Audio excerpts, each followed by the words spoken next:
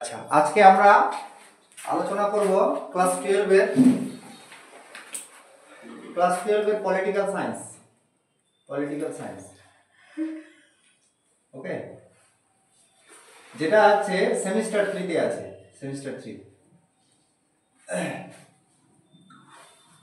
তো অ্যাকচুয়ালি আমরা ফার্স্টে রোড ম্যাপ তৈরি করে নিব যে পলিটিক্যাল সায়েন্সে আমাদের কি কি পড়তে হবে, সেমিস্টার 3 তে কি কি পড়তে হবে, সেই বিষয়গুলোর আগে ওভারভিউ দিয়ে দিব।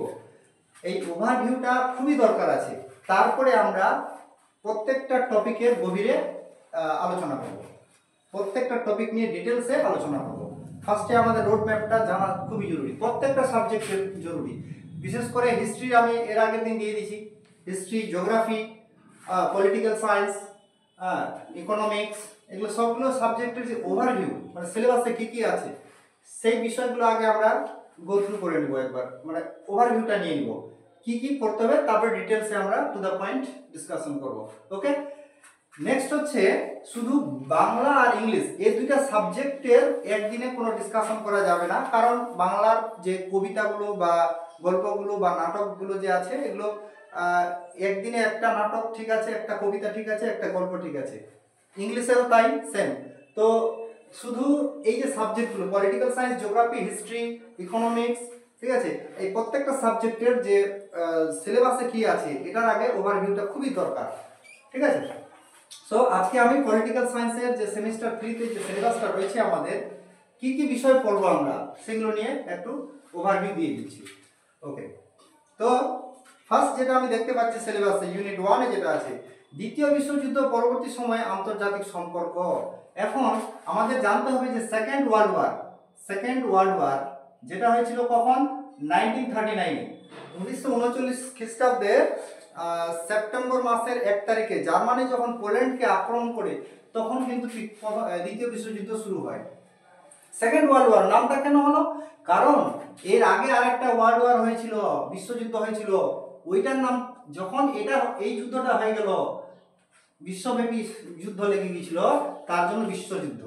তো প্রথমবার যেটা হলো ওটার নাম ছিল এমনি বিশ্বযুদ্ধ। পরে যখন এটা হয় 1939-এ আবার হয়, তখন হয়ে গেল ওটার নাম প্রথম বিশ্বযুদ্ধ। এটা হলো ফার্স্ট ওয়ার্ল্ড ওয়ার, যেটা হচ্ছে 1914-এ হয়েছিল, 1914 থেকে 1918। ওকে, বা 1919 বলা যায়, মানে 1919-এর দিকে মেনলি ট্রিটি এগুলো হয়ে গিয়েছিল। এবং সেকেন্ড ওয়ার্ল্ড ওয়ার প্রায় 20 বছর বিশ্বে শান্তি ছিল, 20 বছর বিশ্বে শান্তি থাকার পর আবার আরেকটা বিশ্বব্যাপী যুদ্ধ লেগে যায়, যেটার নাম হচ্ছে সেকেন্ড ওয়ার্ল্ড ওয়ার, যেটা 1939-এ স্টার্ট হয়েছিল। তো দেখো এই যে প্রথম বিশ্বযুদ্ধ শুরু হওয়ার পর সারা বিশ্বব্যাপী শান্তি স্থাপনের জন্য একটা সংস্থা তৈরি হয়েছিল, যেটার নাম হচ্ছে লিগ অফ নেশনস, যেটা তৈরি হয়েছিল 1920 খ্রিস্টাব্দে। ওকে, লিগ অফ নেশনস এস্টাবলিশ হয়েছিল 1920-তে জানুয়ারি মাসে। আর 20 বছর এই লিগ অফ নেশনস বিশ্বকে শান্তি রাখতে পেরেছিল। 20 বছর পর যখন ফেলিওর হয়ে যায়, এই সংস্থাটা যখন ব্যর্থ হয়ে যায়, তখন হয়ে যায় দ্বিতীয় বিশ্বযুদ্ধ। জার্মানি কি করে, পোল্যান্ডকে আক্রমণ করে। তখন আবার দ্বিতীয় বিশ্বযুদ্ধ হয়ে যাওয়ার পর 1939 থেকে 1945, এই দ্বিতীয় বিশ্বযুদ্ধ হয়ে যাওয়ার পর আরেকটা অর্গানাইজেশন এস্টাবলিশ হয় সারা বিশ্বব্যাপী শান্তি স্থাপনের জন্য, যেই সংস্থাটার নাম হচ্ছে 24 অক্টোবর এস্টাবলিশ হয়। এটা 24 অক্টোবর 1945, যেটা হচ্ছে ইউনাইটেড নেশনস। এটা লিগ অফ নেশনস, এটা হচ্ছে ইউনাইটেড নেশনস, সম্মিলিত জাতিপুঞ্জ বা রাষ্ট্রপুঞ্জ। এটা হচ্ছে জাতিসংঘ বা লিগ অফ নেশনস। ওকে, তাহলে এই দুইটা বিষয় আমাদের মনে রাখতে হবে। এই সংস্থাটা মেইনলি বিশ্বকে শান্তি স্থাপনের জন্য তৈরি করা হয়েছে। সো এই যে পলিটিক্যাল সায়েন্সের ফার্স্ট চ্যাপ্টার যেটা আছে, যে দ্বিতীয় বিশ্বযুদ্ধের পর পরবর্তী সময় আন্তর্জাতিক সম্পর্ক।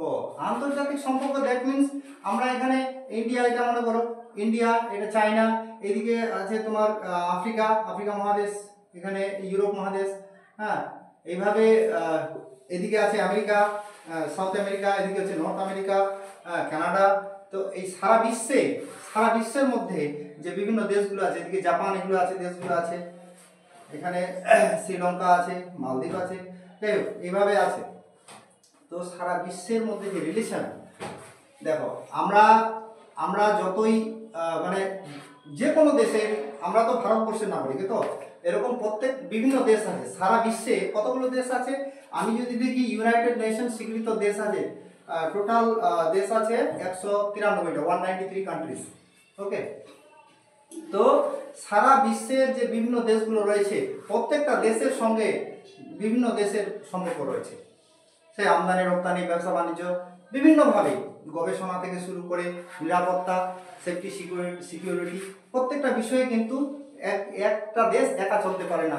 যেমন আমরা মানুষরা একা কখনো চলতে পারি না, একা সব কিছু কাজ করতে পারি না। আমাদের বিভিন্ন বিভিন্ন বিভিন্ন মানুষের বিভিন্ন বিষয়ের উপরে নির্ভরশীল হতে হয়, ঠিক আছে? আমরা একা কখনো সব কাজ করতে পারি না। বিভিন্ন কাজের জন্য বিভিন্ন মানুষের দ্বারস্থ হতে হয় আমাদের। দোকানদারেরও দরকার, রিক্সাওয়ালার দরকার, অটোওয়ালার দরকার, রিক্সা মানে বাস চালকের বাসের দরকার, ট্রেনের দরকার, টিচারের দরকার, লয়ারের দরকার, সবারই দরকার। কেউ একা চলতে পারে না, একা স্বয়ং সম্পূর্ণ হতে পারে না। ঠিক সেরকম একটা দেশ একা চলতে পারে না, বিভিন্ন দেশের মধ্যে একটা মেলবন্ধন আছে। এগুলো কিন্তু যারা পলিটিক্যাল সায়েন্স ডিপলি স্টাডি করেছে তারা ঠিক বুঝে, ঠিক আছে? এবং ইন্টারন্যাশনাল রিলেশন যারা জানে বুঝে তারা কিন্তু বুঝতে পারবে। একটা নিজেকে দেখলেই হলো, একটা গ্রামে বা একটা পরিবারে যখন আমরা থাকি তখন কিন্তু আমরা একা চলতে পারি না। আমাদের আশপাশে মানে যা কিছু করি না কেন বিভিন্ন মানুষের বিভিন্ন বিষয়ের উপরে আমাদের নির্ভরশীল হতে হয়। ওকে, সো এখানে যেটা বিষয় বলবো আমরা, যে দ্বিতীয় বিশ্বযুদ্ধের পরবর্তী সময়ে আন্তর্জাতিক সম্পর্কটা কেমন হয়, বিশেষ করে ঠান্ডা যুদ্ধের যুগ, কোল্ড ওয়ার, যেটা আমরা ক্লাস 9-এ পড়েছি। কোল্ড ওয়ার, এই কোল্ড ওয়ারটা কি, যে ভিতরে ভিতরে যুদ্ধ, মানে সামনাসামনি যুদ্ধ হচ্ছে না, দ্বিতীয় বিশ্বযুদ্ধ হয়ে গেল। হওয়ার পরে বিশেষ করে USA, United State of America, আর হচ্ছে এদিকে Russia we know the biggest or largest country in the world is Russia হচ্ছে বিশ্বের মধ্যে সবচেয়ে বড় দেশ আয়তনের দিক দিয়ে, ক্ষেত্রফলের দিক দিয়ে। ওকে, সেই রাশিয়া আর হচ্ছে একদিকে হচ্ছে ইউএসএ, আমেরিকা, এই দুইটা দেশ মানে কি করে ভিতরে ভিতরে এদের লড়াই, কিন্তু এরা সামনাসামনি বা সামনাসামনি এরা কিন্তু লড়াই করছে না। এরা কি করছে, মানে ইউএসএ টিম বানাচ্ছে ওর গ্রুপে, ওর সাপোর্টার কিছু দেশকে হাতের মুঠোয় করছে, আর এদিকে রাশিয়া ও কি করছে, কতগুলো দেশকে নিজের হাতের মুঠোয় করছে, বিভিন্নভাবে হেল্প করছে। ইউএসএও করছে, ইউএসএ ওই দেশগুলোকে মানে ওর হাতের মুঠোর দেশগুলোকে অস্ত্র দিচ্ছে, রাশিয়া তার নিজের দেশগুলোকে অস্ত্র দিচ্ছে। এইভাবে তাদের মধ্যে লড়াইটা লাগিয়ে দিচ্ছে। তাহলে আমরা যদি দেখি, বিশেষ করে এই যে তোমার যে ইরান, ইরাক, এই যে দেশগুলো আছে, হ্যাঁ, বা আরও ওইদিকে অনেক দেশ আছে আরব কন্টিনেন্টে, এখানে কিন্তু মেনলি এরা যুদ্ধটা করে। সামনে এরা যুদ্ধ করে না, কিন্তু এদের দ্বারাই করায়, ঠিক আছে? তো এইভাবে কিন্তু যাই হোক এগুলো বিষয় আছে। নেক্সট যেটা আমরা দেখব,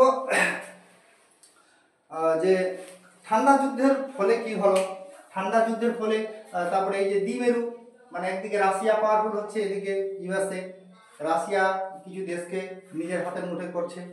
হ্যাঁ, এখানে দেখা যাচ্ছে কি যে বিভিন্ন যে তোমার কি সংগঠন, যেমন একটা আছে আমেরিকার নেতৃত্বে তৈরি হয়েছিল ন্যাটো, যেটা 1949 এস্টাবলিশ হয়েছিল, 1949 4th এপ্রিল। ওকে, আর এদিকে ওয়ারসো, রাশিয়ার নেতৃত্বে হচ্ছে ওয়ারসো প্যাক্ট, যেটা হয়েছিল 1955 খ্রিস্টাব্দে, 1955-এ। তাহলে একদিকে ইউএসএ টিম বানাচ্ছে, একদিকে রাশিয়া টিম বানাচ্ছে। তো এই যে ন্যাটো, ওয়ারসো, এইগুলো সব হচ্ছে কি বিভিন্ন দেশকে আর কি বিভিন্ন দেশকে নিজের হাতের মুঠে রাখা, মানে আমেরিকা আর রাশিয়া, এগুলো হচ্ছে তাদের পরিকল্পনা। যাই হোক, তারপরে সারা বিশ্বের মধ্যে তাহলে কি হচ্ছে, দুটা মেনলি পাওয়ারফুল কান্ট্রি আর কি বেরিয়ে আসতেছে এই দ্বিতীয় বিশ্বযুদ্ধের পরে, মানে কোল্ড ওয়ারটা যে হচ্ছে বিশেষ করে। তো মানে কোল্ড ওয়ার মেনলি এদের দুজনের মধ্যে হচ্ছে, কিন্তু এরা ডিরেক্টলি যুদ্ধে অংশগ্রহণ করছে না, ঠিক আছে? এরা প্রক্সি ওয়ার করছে। সো নেক্সট এবার যেটা আমরা আলোচনা করব, কিছু দেশ ছিল এই দুটা দেশের দিকে, মানে রাশিয়ার দিকেও না মানে ঝুঁকছে না, আর আমেরিকার দিকেও ঝুঁকছে না, অর্থাৎ রাশিয়ার সঙ্গেও মিলিত হচ্ছে না, আমেরিকার সঙ্গেও হচ্ছে না, ঠিক আছে? বা হয়তো রাশিয়ার সঙ্গেও ভালো সম্পর্ক রাখতে চায়, আমেরিকার সঙ্গেও রাখতে চায়। তো সেটা হচ্ছে নন অ্যালাইন মুভমেন্ট, নেম যেটাকে বলি আমরা সংক্ষেপে। ওকে। নেম নন অ্যালাইন মুভমেন্ট, যেটা এস্টাবলিশ হয়েছিল কখন 1961 1961 বেলগ্রেড। ওকে, বেলগ্রেড যেটা হচ্ছে সার্বিয়ার রাজধানী বেলগ্রেড। নন অ্যালাইন মুভমেন্টের মধ্যে নন অ্যালাইন মুভমেন্ট বা হচ্ছে জোট নিরপেক্ষ নীতিতে যেসব দেশ সাপোর্ট করে তার মধ্যে ইন্ডিয়া আছে, ইন্ডিয়া আছে, ভিয়েতনাম আছে, এগুলো দেশ আছে, ঠিক আছে, নন অ্যালাইন মুভমেন্ট। তো এই জোট নিরপেক্ষ আন্দোলন এটা সম্বন্ধে ডিটেলস পড়ব, এর উদ্দেশ্য কি, এর লক্ষ্য কি, ঠিক আছে, এর চ্যালেঞ্জগুলো কি কি আছে, জোট নিরপেক্ষ আন্দোলনের বর্তমান প্রাসঙ্গিকতা, মানে দরকার আছে কিনা, প্রাসঙ্গিক কিনা, ওকে, এগুলো নিয়ে আমরা আলোচনা করব। এই হলো আমাদের ইউনিট 1। আমরা যদি দেখি পলিটিক্যাল সায়েন্সের যে ইউনিট 1টা রয়েছে, ইউনিট 1-এ এই বিষয়গুলোই আছে। তাহলে কোল্ড ওয়ার, আর হচ্ছে কোল্ড ওয়ারের পরে যে দ্বিমেরু, মানে একটা রাশিয়া একদিকে আমেরিকা, তারপরে হচ্ছে কিছু দেশ ছিল যারা হচ্ছে কারো পক্ষে যোগদান করেনি, অর্থাৎ দুই পক্ষের সঙ্গে ভালো সম্পর্ক রাখতে চেয়েছে, ওকে, তো সেটা হলো নেম। এই তিনটা জিনিস মনে রাখতে হবে, এগুলোর প্রত্যেকটার সম্বন্ধে ডিটেলস আমরা আলোচনা করব। ওকে, ইউনিট 1 কমপ্লিট। নেক্সট যেটা পাচ্ছি আমরা ইউনিট 2। ইউনিট 1 এগুলো বিষয় চলে গেল। ইউনিট 2, ইউনিট 2-তে কি পাবো? ইউনিট 2-তে পাবো আমরা যে আন্তর্জাতিক সংস্থা এবং প্রতিষ্ঠান। আন্তর্জাতিক সংস্থা মানে সারা বিশ্বব্যাপী যে বিভিন্ন অর্গানাইজেশনগুলো আছে সেগুলোর সম্বন্ধে জানবো আমরা। ফার্স্ট যেটা রাষ্ট্রপুঞ্জ, মানে হচ্ছে এই যে একটু আগে বললাম, ফার্স্টেই বলেছি রাষ্ট্রপুঞ্জ মানে ইউনাইটেড নেশনস। এই ইউনাইটেড নেশনস সম্বন্ধে ডিটেলস জানবো আমরা। ইউনাইটেড নেশনস এস্টাবলিশ হয়েছিল 1945 24 অক্টোবর। ইউনাইটেড নেশনসের 5টা পার্মানেন্ট কান্ট্রি আছে, মানে স্থায়ী সদস্য দেশ আছে, মানে ওদের হাতে অনেক ক্ষমতা, ওরা হচ্ছে ভিটো, ওদের হাতে ভিটো ক্ষমতা আছে, মানে বিশ্বব্যাপী যুদ্ধ হবে কিনা বা কে মানে এমনি যদি কেউ বলে যে বিশ্বযুদ্ধ লেগে যাবে, হয়ে যাবে, এই 5টা দেশ যদি পারমিশন দেয় তাহলে হবে। 5টা দেশের মধ্যে একটা যদি দেশ ভিটো প্রয়োগ করে তাহলে হবে না। ওকে, সো 5টা দেশ কি কি? এদিকে হচ্ছে ইউএসএ, এখানে ইউকে, মানে ইউএসএ মানে হচ্ছে আমেরিকা, উত্তর আমেরিকা মহাদেশের মধ্যে ইউএসএ, এদিকে ইউকে ইউনাইটেড কিংডম মানে ইংল্যান্ড যেটাকে বলি, ইউকে, ইউএসএ, ইউকে, ঠিক আছে, নামগুলো বলে দিই আমি, ইউএসএ, ইউকে, ফ্রান্স, ফ্রান্স, ওকে, চায়না, কয়টা হলো? একটা, দুটা, তিনটা, চারটা, আর একটা হলো কি রাশিয়া, আমি তো ছেড়ে দিচ্ছি, রাশিয়া, ঠিক আছে, রাশিয়া। রাশিয়ার আগে নাম ছিল ইউএসএসআর, ওকে, রাশিয়ার নাম ছিল আগে ইউএসএসআর। এটা 1991-এ 1990s বা 1991-2-এ এটা রাশিয়ার নাম হয়। ওকে, ওগুলো অনেক পড়াবো আমি ডিটেলসে পড়ে। তো এইগুলো হচ্ছে ইউনাইটেড নেশনের মানে পার্মানেন্ট কান্ট্রি। এটা নিয়েও এখন অনেক কিছু সমালোচনা চলছে। আমরা বিশেষ করে ইন্ডিয়া চাচ্ছি যে এই স্থায়ী সদস্যদের হাতে যে পাওয়ার আছে 5টা দেশের মধ্যে খালি, তো এটাকে আরো ইনক্রিজ করা হোক, এগুলো আছে ব্যাপার, এগুলো পরে আলোচনা করবো আমি। ওকে, তাহলে এখানে আমাদের কি জানতে হবে? ইউনাইটেড নেশন সম্বন্ধে জানতে হবে। মানে মেনলি আমরা তাহলে ইউনিট 2-তে যেটা পাচ্ছি ইউনাইটেড নেশন সম্বন্ধে জানবো। ইউনাইটেড নেশন সম্বন্ধে তো একটু বলেই দিলাম, এটার সম্বন্ধে আরো ডিটেলস জানবো। তারপরে কি আর কি আছে? ইউনাইটেড নেশন হলো, তারপরে হচ্ছে আচ্ছা আরেকটা যেটা জিনিস যে ইউনাইটেড নেশনের মানে বর্তমান যদি বলি, বর্তমান সেক্রেটারি জেনারেল কে রয়েছেন? অ্যান্টোনিও গুটারেস, এটাও বলে দিচ্ছি, অ্যান্টোনিও গুটারেস। এটা হচ্ছে 1945 24 অক্টোবর এস্টাবলিশ হয়েছিল এবং প্রেজেন্ট সেক্রেটারি জেনারেল রয়েছেন কে? অ্যান্টোনিও গুটারেস, এখানে লিখে দিই অ্যান্টোনিও গুটারেস। ওকে, নেক্সট যেটা আমরা এখানে পাবো ইউনিসেফ, ইউনিসেফ পাবো, ইউনেস্কো, ডব্লিউএইচও, ইউনিসেফ। ইউনিসেফ মানে কি? ইউনিসেফ মানে হচ্ছে, ইউনিসেফের ফুল ফর্ম হচ্ছে United Nations International Children's Education, United Nations International Children's Education Emergency Fund. Okay, যেটা এস্টাবলিশ হয়েছিল কখন? 1946-এ। 1946-এ এটা হেডকোয়ার্টার রয়েছে নিউ ইয়র্ক, নিউ ইয়র্ক যেটা রয়েছে ইউএসএ আমেরিকা, মানে যেটাকে আমরা সাধারণত আমেরিকা বলি, মার্কিন যুক্তরাষ্ট্র। ওকে, ইউএসএ। এবং তারপরে ইউনেস্কো যেটা পাবো, ইউনেস্কো, এগুলোর সম্বন্ধে ডিটেলস পড়বো আমরা। ইউনেস্কো মোটা মোটা করে এখন খালি বলে দিচ্ছি, আমি ওভারভিউ দিচ্ছি। ইউনেস্কো যেটার ফুল ফর্ম কি, ইউনাইটেড নেশনস, তারপরে educational, scientific, okay, scientific and cultural organisation. UNESCO যেটা এস্টাবলিশ হয়েছিল কখন, ইউনেস্কো 1945। এটার হেডকোয়ার্টার রয়েছে কোথায়, Paris France, okay, Paris France. তারপরে আরেকটা যেটা পাবো WHO, ওয়ার্ল্ড হেলথ অর্গানাইজেশন, যেটা এস্টাবলিশ হয়েছিল 7 এপ্রিল। এই ডেটটা মনে রাখতে হবে, 7 এপ্রিল আমরা বিশ্ব স্বাস্থ্য দিবস হিসেবে পালন করি, 7 এপ্রিল 1948, ওকে। এবং এই ওয়ার্ল্ড হেলথ অর্গানাইজেশনের বর্তমানে ডাইরেক্টর জেনারেল রয়েছেন ডক্টর টেড্রস অ্যাধানম, ওকে। এইগুলোর সম্বন্ধে আমরা জানবো।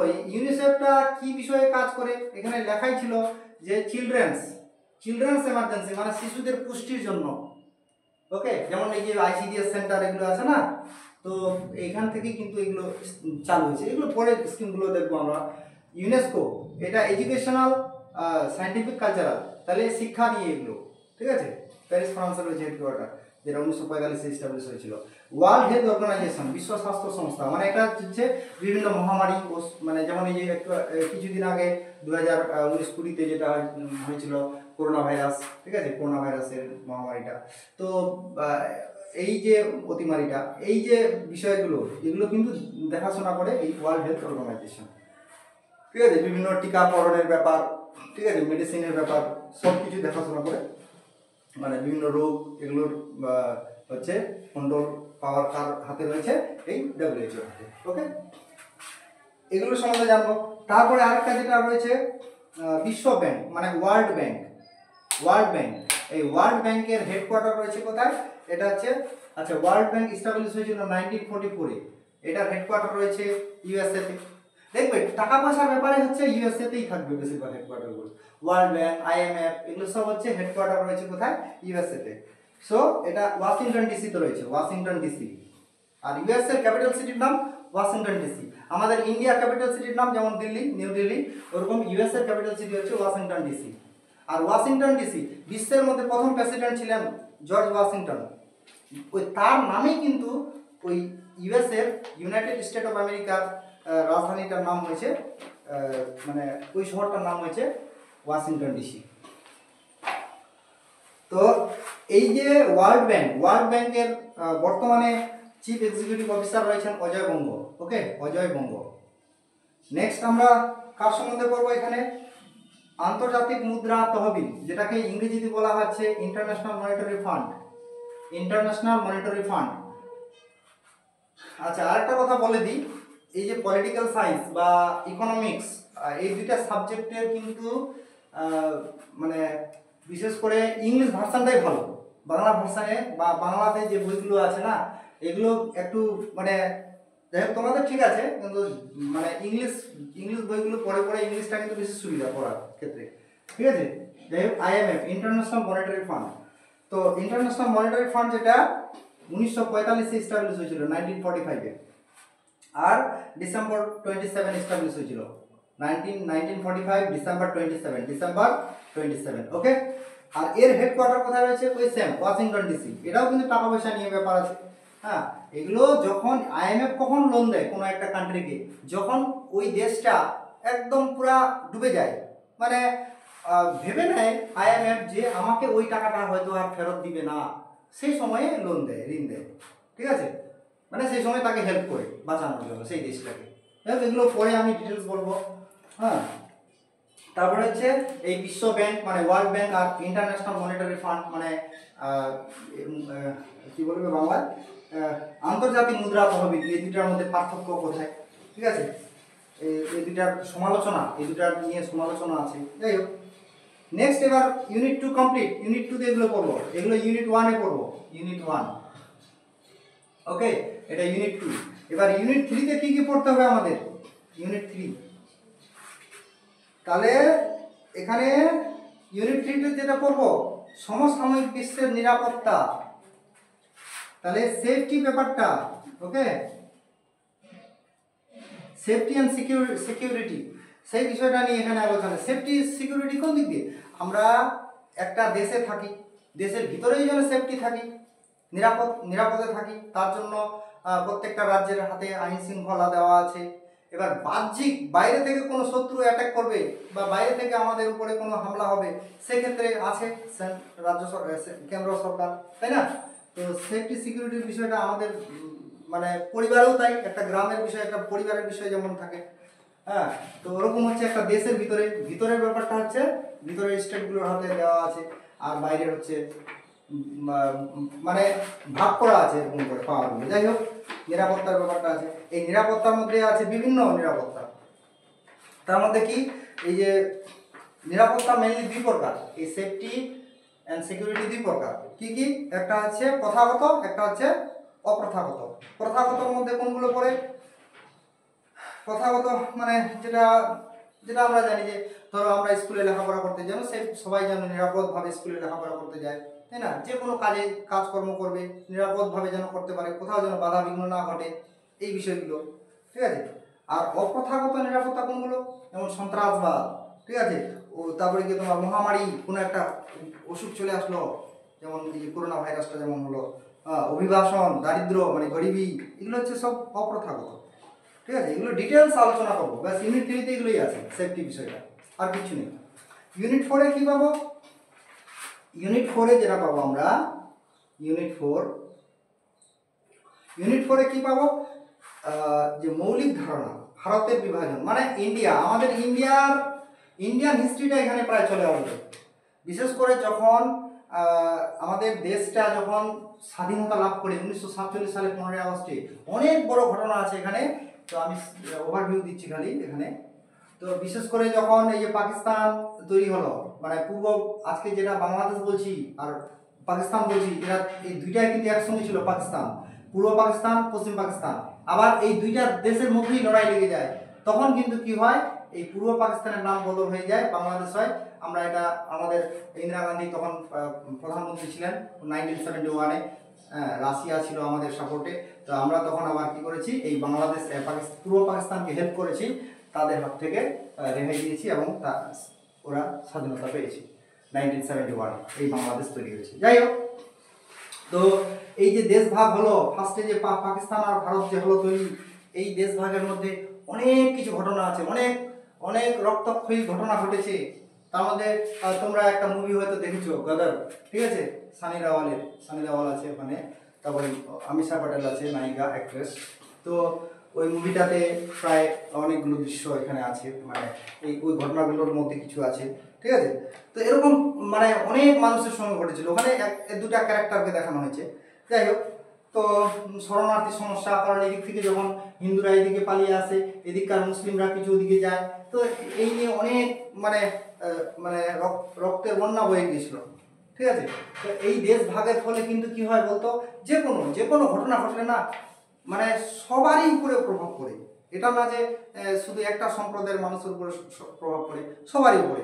তো আমাদের চেষ্টা করতে হবে যে বিশ্বে যেন শান্তি থাকে, আমাদের মধ্যে যেন কোনো মতভেদ না হয়, ঠিক আছে? এই এই এই বিষয়টা কিন্তু মাথায় রাখতে হবে আমাদের, ঠিক আছে? তো এই যে দেশ ভাগ হলো, পাকিস্তান ভারত তৈরি হলো, তারপরে শরণার্থী নিয়ে সমস্যা, ঠিক আছে? আমাদের দেশের কিছু লোক ওদিকে চলে গেল, আর ওদিককার মানুষ এদিকে আসতেছে, সেই নিয়ে বিশাল সমস্যা, ঠিক আছে? এবং অনেকের প্রাণ চলে যাচ্ছে, অনেকের পরিবার হারা হয়ে যাচ্ছে, অনেক কিছু ঘটনা আছে। যাই হোক, তারপরে আমাদের দেশের মধ্যে যখন সর্দার বল্লভভাই প্যাটেল, তিনি কি করলেন, এই আমাদের দেশটাতে অনেক রাজা ছিল, দেশীয় রাজা ছিল, অনেক রাজা ছিল। ওই রাজাগুলোকে, দেশীয় রাজ্যগুলোকে, বা আমাদের দেশে যে প্রায় 500-র মতো রাজ্য ছিল, সেগুলোকে একত্রীকরণ করলেন কি করে, অনেক কিছু ঘটনা আছে এখানে। সর্দার বল্লভভাই প্যাটেল একটা গুরুত্বপূর্ণ ভূমিকা নিয়েছেন, যেটা আমরা ক্লাস 10-এর হিস্ট্রিতেও পড়েছি, লাস্ট চ্যাপ্টারে ছিল, ঠিক আছে? তো সেই বিষয়গুলো আমরা এখানে করব। তারপরে আমাদের ভারতে মেন যেটা 3টা রাজ্য, বিশেষ করে জম্মু কাশ্মীর, হায়দ্রাবাদ, ঠিক আছে, জম্মু কাশ্মীর, হায়দ্রাবাদ, আর এদিকে মণিপুর, এইগুলো রাজ্যগুলো কি করে আর কি আমাদের ভারতের অন্তর্ভুক্তি হলো, ঠিক আছে? তো এই নিয়ে অনেক ইতিহাস আছে, ঠিক আছে? যেমন জম্মু কাশ্মীরের রাজা হরি সিং ছিলেন, হ্যাঁ, হায়দ্রাবাদের নবাবের নাম কি ছিল জানো? নামটা এই মুহূর্তে মনে পড়ছে না। হ্যাঁ, তো যাই হোক, এই যে মানে রাজ্যগুলোকে যে একত্রীকরণ করাটা, এটা কিন্তু একটা বিশাল বড় চ্যালেঞ্জের কাজ ছিল। তো সেটা সর্দার বল্লভভাই প্যাটেল কিভাবে করেছিলেন, তারপরে শরণার্থীগুলোকে শরণার্থী সমস্যা নিয়ে আলোচনা হবে এই চ্যাপ্টারে, ঠিক আছে। তারপরে কি যে আমাদের দেশটা যে ফার্স্টে, এখন বর্তমানে জানি আমরা 28টা রাজ্য, 8টা কেন্দ্রশাসিত অঞ্চল, আগে কিন্তু অতগুলো ছিল না, ঠিক আছে। তারপরে ভাষাভিত্তিক রাজ্য এস্টাবলিশ হলো প্রথম অন্ধ্রপ্রদেশ 1956-এ। এগুলো বিষয়গুলো আছে, বিভিন্ন কমিটি তৈরি হয়েছিল। হ্যাঁ, তারপরে আসবো ইউনিট 4 হয়ে গেল। ইউনিট 4 ওগুলো নিয়ে আলোচনা হবে, মানে বিশেষ করে ক্লাস 10-এর লাস্টের চ্যাপ্টারের যে হিস্ট্রিটা ছিল ওইটাই এখানে প্রায় তুলে দিয়েছে। সর্দার বল্লভভাই প্যাটেলের গুরুত্বপূর্ণ ভূমিকা কী ছিল গোটা দেশটাকে তৈরি করার ক্ষেত্রে, সেটা আছে এখানে। ওকে, আচ্ছা। এবার হচ্ছে তারপর দলীয় রাজনৈতিক দল, ইউনিট 5 যেটা, ইউনিট 5-এ কি পাবো? ইউনিট 5-এ পাবো পলিটিক্যাল পার্টিস এবং মানে আমাদের দেশে অনেকগুলো রাজনৈতিক দল আছে। কোনোটা হচ্ছে আঞ্চলিক দল, কোনোটা তোমার গিয়ে ন্যাশনাল, ঠিক আছে, মানে জাতীয় দল। তো জাতীয় দলের মর্যাদা কী করে পেতে হয়, সেগুলো অনেক ব্যাপার আছে, ক্রাইটেরিয়া আছে, এগুলো আমি তোমাদের সঙ্গে ডিটেলসে আলোচনা করব। তো আমাদের দেশ কিন্তু বহুদলীয় ব্যবস্থা, ঠিক আছে, মানে গণতান্ত্রিক দেশ আমাদেরটা, ঠিক আছে। রাজনৈতিক দল কি, ঠিক আছে, এই নিয়ে আলোচনা হবে। রাজনৈতিক দলের বৈশিষ্ট্য, রাজনৈতিক দলের কাজ কি, ঠিক আছে, রাজনৈতিক দলের কাজ কি, এটা না মানে বিভিন্ন কাজ আছে রাজনৈতিক দলগুলো, ঠিক আছে। তো এই নিয়ে আলোচনা হবে। তারপরে ইউনিট 6-এ কি আছে? ভারতের পররাষ্ট্রনীতি ও বিদেশ নীতি। দেখ, আমি একটু আগে বললাম যে আমরা একা কিন্তু চলতে পারি না। আমরা কেন, যে কোনো দেশ, পৃথিবীতে যতগুলো দেশ রয়েছে কেউ একা চলতে পারে না। প্রত্যেকটা দেশ বিভিন্ন দেশের উপরে নির্ভরশীল বিভিন্নভাবে।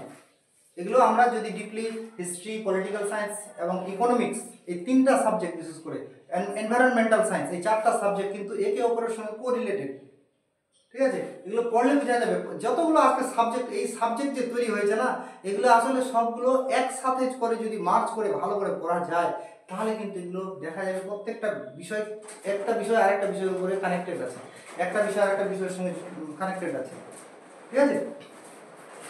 তো এই যে ইউনিট 6-এ কি পাবো আমরা? যে আমাদের ভারতবর্ষের যে প্রতিবেশী দেশগুলো রয়েছে, নেপাল, পাকিস্তান, ভুটান, ঠিক আছে, শ্রীলঙ্কা, মালদ্বীপ, এই সব দেশগুলোর সঙ্গে আমাদের কেমন সম্পর্ক। যেমন যদি বলি, আচ্ছা, শ্রীলঙ্কার প্রেসিডেন্টের নাম কি বর্তমানে? অনুরা কুমারা দেশনায়ক। আর প্রধানমন্ত্রীকে, শ্রীলঙ্কার প্রধানমন্ত্রী বর্তমানে রয়েছেন হরিণী অমরাসুরিয়া। ওকে, শ্রীলঙ্কা বললাম।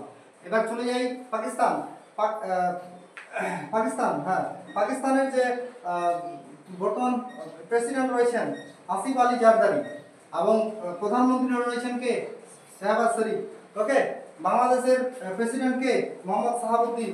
আর বাংলাদেশের প্রধানমন্ত্রী বর্তমানে মানে শেখ হাসিনা ছিলেন লাস্ট, তারপরে মোহাম্মদ ইউনূস আছেন, উনি মানে নির্বাচিত হননি। যাই হোক, ওটা অনেক ব্যাপার আছে, ছাড়িয়ে।